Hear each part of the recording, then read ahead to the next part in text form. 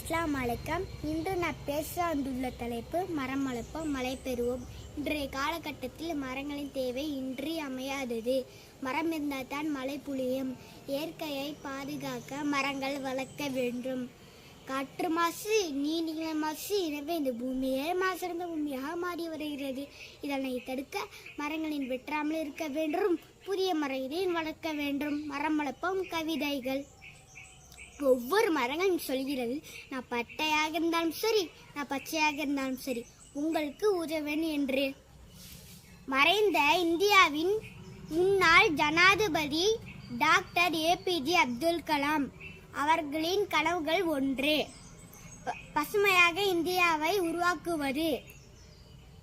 எனக்கு மரம் வளர்க்க பிடிக்கும். உங்களுக்கு பிடிக்குமா? தேங்க்யூ.